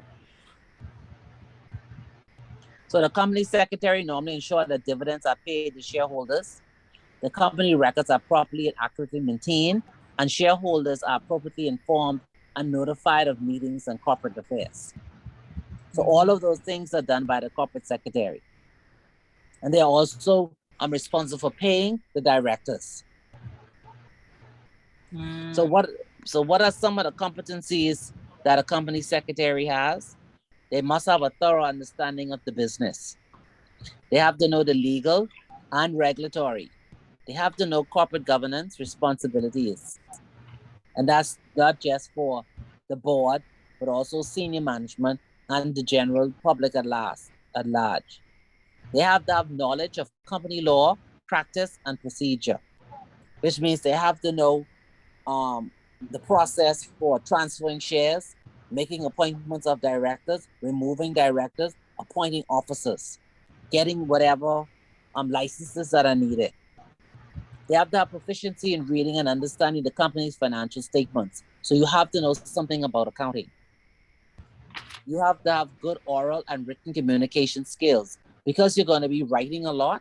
You're writing minutes. You're going to be writing letters. You're going to be proofing reports. You have to have good oral and written communication skills. Then you have to be detail oriented, which means you have to know when it's necessary for you to give details and when it's not. You have to have good mediation, team building, and consensus building skills, which means that you are the conduit between management and the board. So you have to be able to, where there is the difficulty between the management, you have to be able to solve that problem. You have to make sure that when management present, they present as a team. And when there is difficulty between management, you have to be the one to come to a consensus. The ability to think critically and laterally and overcome bureaucratic thinking, particularly amongst board members. So you have to be the one first, when you set up the boardroom, you have to know what everybody like and dislike in terms of tea, coffee, snacks, whatever it is. Then you have to know how to place them in terms of seating, their arrangement for seating. Because you can't put someone against someone else who doesn't like that person. All of that is strategic. You have to be able to remind the chairman when there are things that should be pointed out by a particular member on the board, if it is a matter that's being discussed and it falls under their purview. Then you have to be flexible and you have to be creative. And of course, you must have strong leadership ability, because you sit on the side of the chairman, you're going to help him drive the meeting where it needs to go. Remember, you also have to keep the time. So when the agenda is sent out, the chairman would have already decided how long the meeting is going to be. You are responsible for making sure that meeting starts on time and ends on the time that is agreed. Any questions? It sounds like a lot you have to do. Yes, it is, but it is an exciting job if you actually like that kind of work. Taking minutes, I like taking minutes, sending out reminders, all of that. So the do you travel? duties, no. That would be an executive assistant who would travel with her boss. Company secretary, no. So the duties and responsibilities, they must maintain all of the statutory documents and corporate seal of the company. So they keep the memo, the arts, the minutes, the resolutions, all those things they keep along with the company seal. They also have to make sure that for the company itself, all of the statutory filings are made at the Registrar General and any other regulatory body. They are responsible for that. Any changes in the organization, they're responsible for communicating that. Any regulatory filings, if it falls under the purview of management itself, not something that has to do with a particular department, but overall, then it falls under the company secretary. They also have to make sure the dividends paid to shareholders. That means they have to make sure that dividends are declared. They would actually do the meeting with the shareholders. They would make sure the resolutions are prepared and signed. And then, of course, make sure that finance remits the funds to the shareholders. They have to make sure the company records are properly accurately maintained and that the shareholders are informed and notified of meetings and corporate affairs. Board committees, any committee that is established by the board, company secretary records the minutes. They also affix the company seal and co-sign where authorized by the directors of the company. They also have to act as a confidential advisor to the executive and non-executive directors. So, once you're a regulated entity, you must have an independent director. And that independent director is supposed to be the person who can advise the board on what is happening locally in that particular market. And so the company secretary is the person that the independent director speaks to or gets all of the information from. They also ensure that the company holds the AGM within the specified time limits. They organize and administer board meetings and shareholder meetings, inclusive of sending all of the notification out. They prepare the agenda. They look at all of the relevant documents. And like I say, they They advise the board of what requires approval, what requires consent, and of course, preparing the minutes. They also communicate the outcome and the decision of the board deliberations throughout the organizations. So after the board meeting is finished, and then they have the minutes, the type of the minutes are drafted, they're sent to the chairman. When they come back, the corporate secretary will actually print them out in final, sign them along with the chairman, and then they have to communicate that to the various department heads. Any questions so far? No, ma'am. Does Okay. this person have an assistant? And it depends on the size of the organization. They will have an assistant corporate secretary, but in Okay. most they don't. Okay. They do it alone. They just stay busy. Yeah, they just stay busy. So the company secretary owes the company duties of skill, care, and diligence in carrying out their role. And they can be liable for negligence or failing to exercise the necessary standard. As the de facto legal and compliance officer, the company secretary should procedurally ensure, along with the chairman, that the board and other company meetings are conducted in a proper manner, having regard to the law. The procedural propriety is important to ensure that the validity of the meeting and the resolution passed cannot be questioned. So the company secretary is responsible for making sure that the meeting and the voting at the meeting is in compliance with the memo and acts.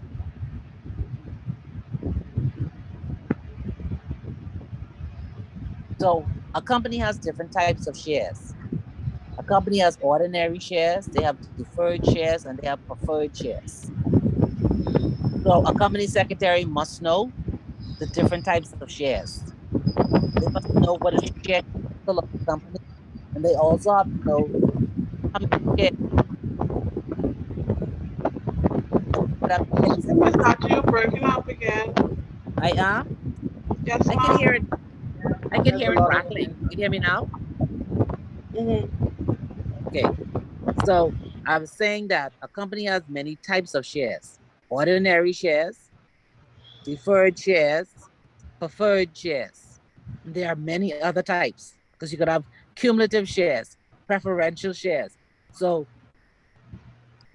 the company secretary must know the type of shares that the company has or has to offer. They also have to know the share capital. And the share capital is the value of the company held as shares. And they have to know how many shares have been issued. So one of the documents that they must be aware of and they must be maintained is that they have to have the share register. They have to have a recording of the share certificates because they're responsible for typing out when shares are sold or shares are redeemed. They keep that information. They're responsible for when shares are transferred. And all resolutions and all proxies are kept by the company secretary. For the financial statements, they have to be able to read a balance sheet. They have to know what's the state of affairs of a company. And I gave you a couple examples here of a balance sheet. So they have to be able to read that for a particular period. They have to be able to read an income statement and profit and loss. And of course, they have to be able to read the retained earnings and the statement of cash flow. So you can see being a company secretary is an all-around person. I've had experience in a lot of stuff. Yes. Because don't forget now, you're sitting at the top, with the board. So normally in some organizations, the corporate secretary can also be the head of compliance. You could put the two roles together.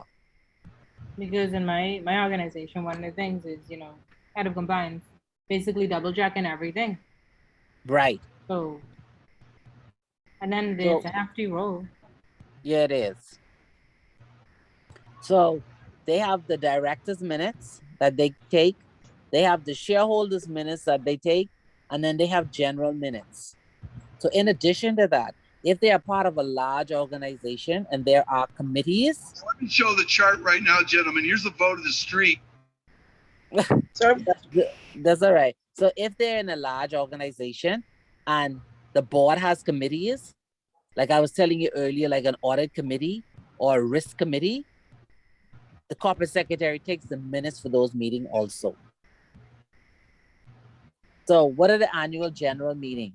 That's the meeting of the shareholders of a company, which takes place once a year, where officers are elected. The minutes, the accounts are approved, and the dividends are determined and distributed. So normally the annual general meeting is held in between an ordinary meeting. They just break for like half an hour and they'll have the AGM in the middle.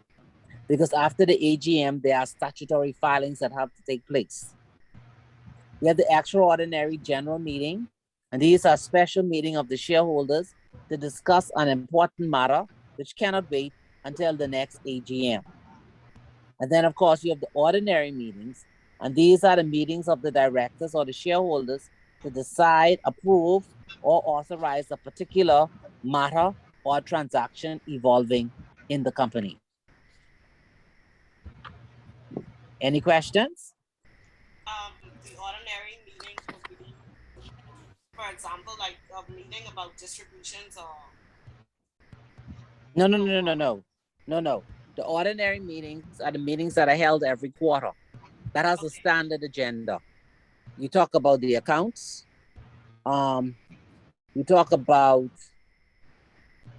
you have a manager's report that speaks about every department. You can talk about outsourcing. You can talk about contingency plans. And then of course, if there are any policies and procedures, those are also put up for approval. Now, talking about paying dividends, those will be held at the AGM, along with approval of the accounts. The auditor comes in to present the accounts. Okay. Right, that's when those are done. Okay. But it's a good role. It's a good role. But you have to be on your toes and you have to be well-rounded. Question, Ms. Archer, what is a strike off? I see someone charging, I looked online, Corporate Secretary Bahamas. They're charging for a strike off. What is that? Oh, that's the company.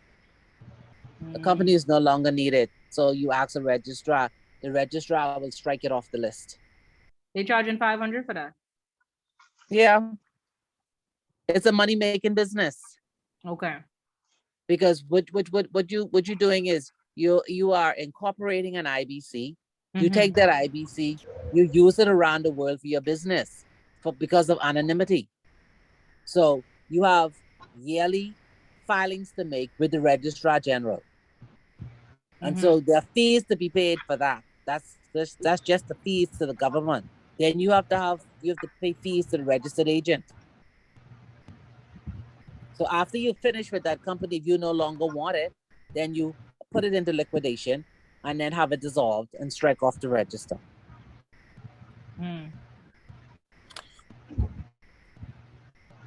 So some persons will have five IBCs, 5 companies, and each one is doing something different.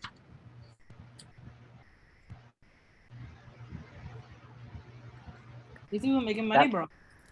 Yes, they are. Yes, they are. So question, with so many, you can pick and choose. What keeps you apart? Service. Okay. Service, having people with good attitude, people who know the product, people who know the jurisdiction, and those who are willing to go over and beyond. Okay. That's what sets you apart.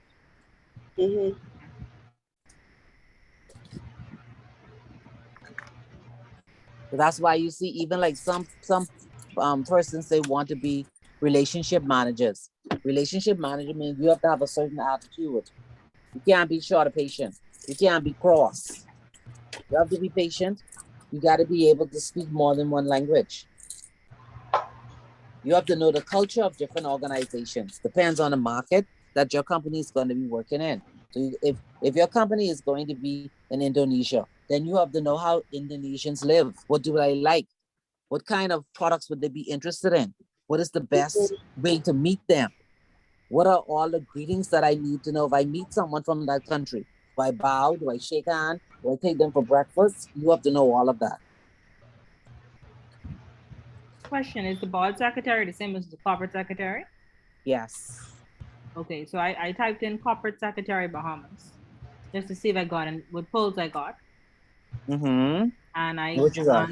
I landed on Central Bank website. It's quite organized. Mm-hmm. And there you have the board members. And then after that, you would have the directors. Yes. So the directors here would be, I'm assuming, because I asked why I asked, it says Mrs. Andrea Adley McQuay is the board secretary. She is also the manager of corporate strategy, risk, and governance.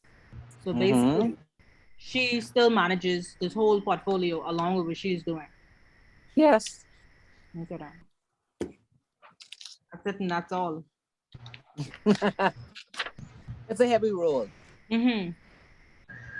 It's a heavy role, and you have to like that kind of work to go into it, because that's not one where you walk in today and 2 years later you say I want a different job. No, it's not.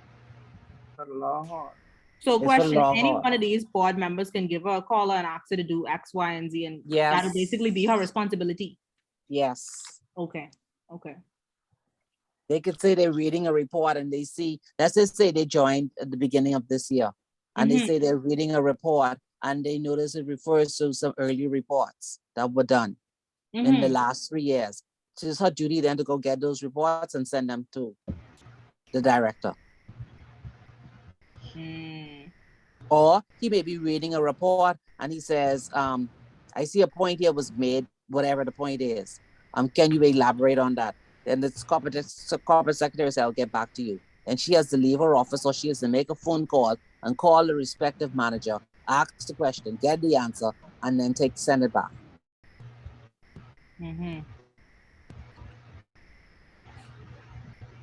Okay. Is she also responsible for ensuring that the meetings are held on time? Yes. She calls the meeting. Okay. In conjunction with the chairman, she calls the meetings. Okay. So if someone isn't present, that is also noted as well. She does all of that at the very beginning. She does the roll call. If someone is not going to be present, they would send her an email to say that they will be absent and give the reasons for their excuse. And that's noted in the minutes. Could they send their department head, or that don't work like that?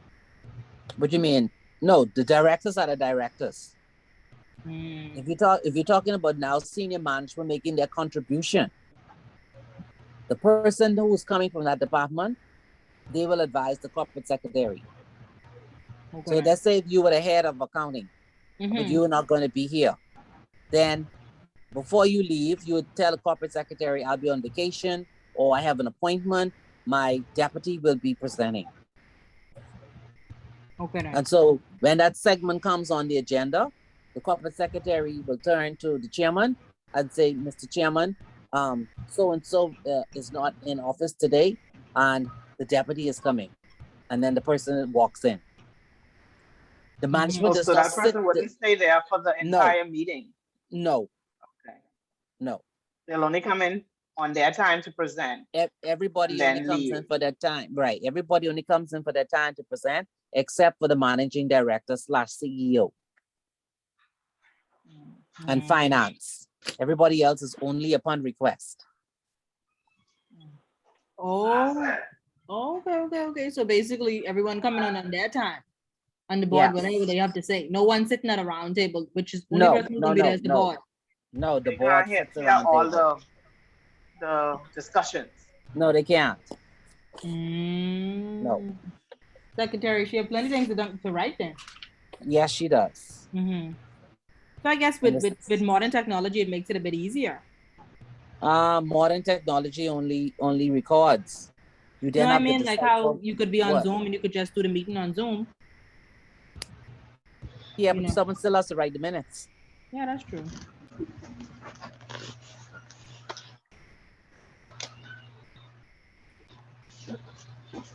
But it's something you could aspire to.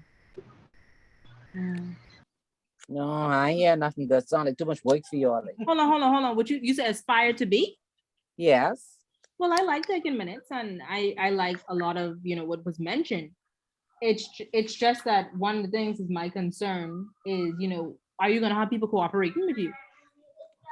Oh well, you're the person who have to be the team builder. You got to make it work. Mm-hmm. You have to make it work. Mm-hmm. No one How does can make someone it get work. started into that though, into that field? Because Most of them time people put there who they want to be there. Yeah, and like someone. you said, that most of the someone. time that is somebody who's been there for since King Hammer was a hot chick. Yeah. So Yeah. they've already built that rapport with that person. Mhm. So it's kind of difficult to transition into somebody new in positions like that. Mm-hmm. Yeah, it's kind of it is kind of Then of difficult. course, like you say, with the tall background that person would need to have, that position, it sounds as though that's a position that is built on over the years. Yeah. But if it is your first time doing it, you normally try to be an assistant secretary. That's where you get a feel for it. And So was that's there only in something some companies where there would be an assistant secretary. Yeah. Because you have to see whether or not you can actually work with the chairman. Okay, so I just did a quick scan in LinkedIn. Mm-hmm. And I typed in corporate secretary, so obviously anyone in my area is going to come up. And basically some of these names are people I already even know or heard Okay. of. Uh-huh. So I guess now you get a bit of better understanding as to what all they have to do. Yeah. And that's why when you see them to certain places, that's why they hold in their role. Mm-hmm. Mm-hmm. Yeah. Because it is a very confidential position. Mm-hmm. Very confidential. And that's why you'll see them stay to themselves. Because you have less temptation. Mm-hmm. But I find too, Miss Arch, I could be wrong. This might just be me personally, but I find it when I have a lot of things to do, I will only flock to birds who have similar things as well. So but if I don't have that time, no. I'm saying if I don't have that time on my hands or I'm really busy, we don't have time to entertain each other. Yeah. You normally stay to yourself or to your family and that's it. Mm-hmm. Because you can't talk it. So the best thing for you to do was to stay by yourself. Mm-hmm. That's where you know you didn't talk it. So in terms of outlet though, in terms of outlet, there's something that you might be disturbed by X, Y, and Z. Who would be your personal organization that you go to? I'm not talking about no lower level stuff. I'm talking about between the directors and the board. Shareholder. Mm. They'll have to be that. But that's what I'm saying. You have to be a personable person to get along with anybody. Otherwise, you're gonna find it very difficult because you are the confidant. You are the person who everybody goes to. A director should be able to pick up the phone and call you and say, Symphony, I can't make it tomorrow. My kid having a ballet thingam, and I had always promised I'd be there, and I really need to be there. Can you give an appropriate excuse for me? So you can't go to the meeting. They say, well, where he is, why he didn't come? I mean, it got to be some really good excuse. And then sometimes people around the table crack some funny joke, but you keep your face as serious as could be. You had a prior commitment. You just, that's just how it is. And you have to learn these different styles. Mm-hmm. It'll never come out of your lips. Mm-hmm. That whoever want to assume. Yeah. Now someone else missing sees them or hears it. They if they are intelligent, they would not sit down to the next meeting, blurt out, say, hey boy, you didn't come to the last meeting. I see you, you just coming from that recital. They wouldn't do that. They should not. This is not professional. Mm-hmm.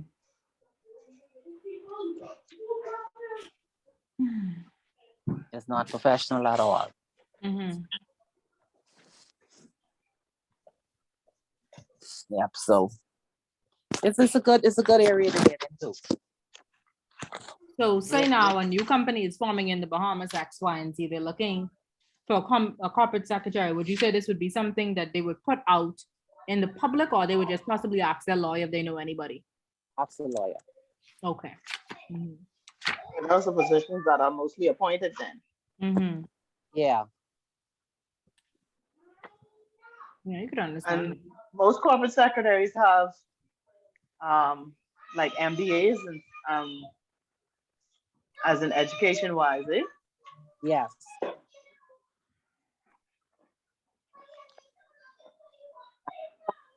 The background. If you don't, sometimes you find it rather challenging. But you have the documents. Sorry, I didn't hear that. No, I'm saying some of the corporate secretaries have a legal background. They're actually lawyers. Because Oh, okay.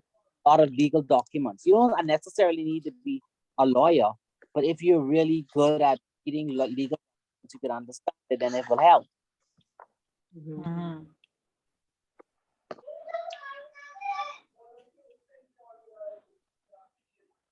And then I guess too, and the way you write the way that you communicate, that would be helpful as well.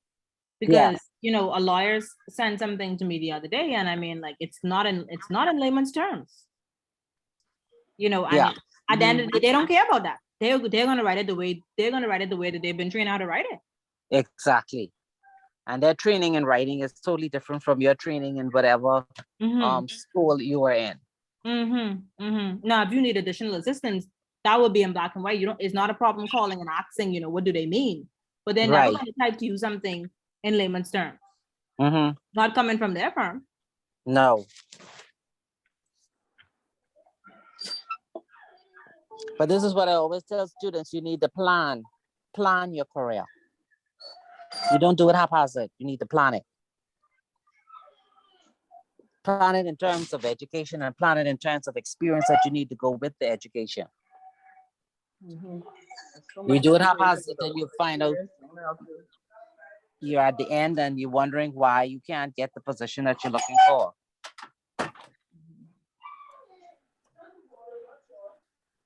So that's key. I also think if I'm just thinking, like, if I was management and I'm looking as to who to hire, I will try to look in my team, or if I'm looking externally, for the one that's going to represent me the best. So yes. The way I look at it is make myself representable. Because when people go to Miss Universe, everybody look good. Of course. But only one win in the crowd. And it's a reason why. Yes. Because they're looking for certain things, certain characteristics.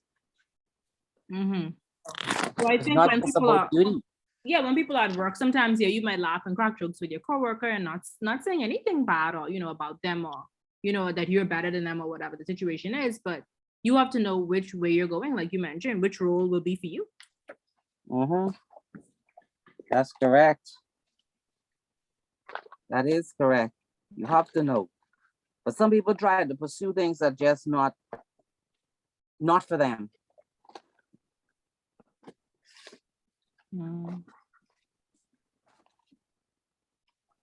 And that's just how it is sometimes. And then you have the people who pack up their bag and leave at 5 o'clock. You can't expect to get no job like that. No. These people are looking for longer time. That's correct. They don't want no short-term thing. They want you to work around the clock on the weekends for the money that they're paying you. correct. especially working from home. Oh, but from home we work around the clock. That's You right. know that. Might as well say that now. Mhm. That's what they expect because they're saying you're working from home.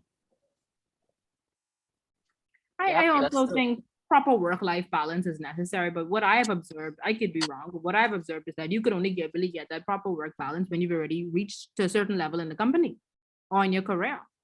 Because at the end of the day, if you don't understand something, it's not your boss's responsibility to teach you it.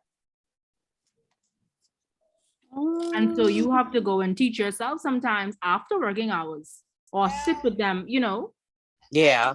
No, when I say not understanding something, I'm not talking about something to do with your job. I'm talking about maybe something you're trying to understand that's outside of your job responsibility. Okay. Yeah, So like when I don't think that that's their responsibility to teach you. However, when the position come up, they might have to look externally because why? No one internally was getting their act together. Mhm. And then everyone's upset when, okay, who is this new girl? Or who is this new boy, on my job? But remember, another thing you have to look at is personality. Mm-hmm. People look at personality. You may have the qualifications, but if you don't have the personality they're looking for, they're not going to promote you. It's another thing. Yep, you have to be a team player. Mm-hmm. If you're not a team player, they just keep overlooking you because they're gonna say attitude. I think that's something that could be looked at, Ms. Archer, but sometimes we don't always want to be so honest to look within. Yeah. Everybody believes that they're perfect, so it's hard. It's hard. So, well, we'll see.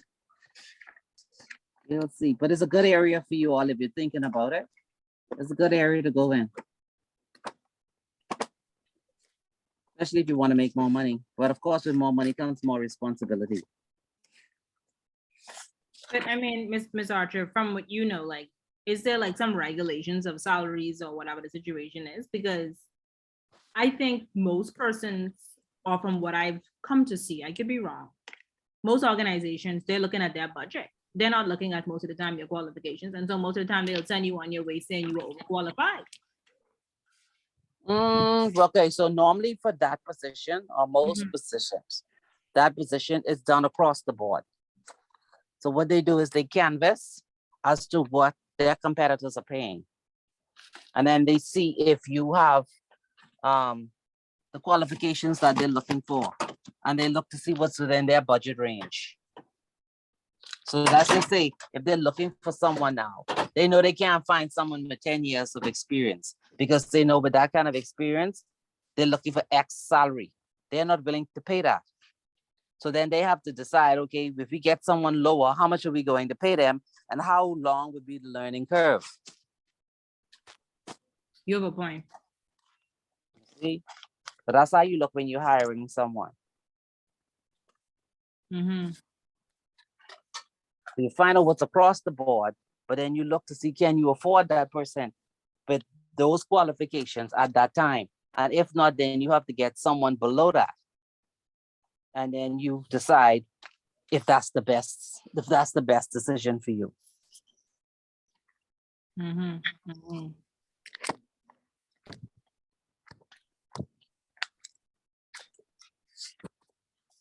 Maybe you should do our employment law class. You could get some more ideas of things. Mm-hmm. But yeah, that's how it works. That's how it works.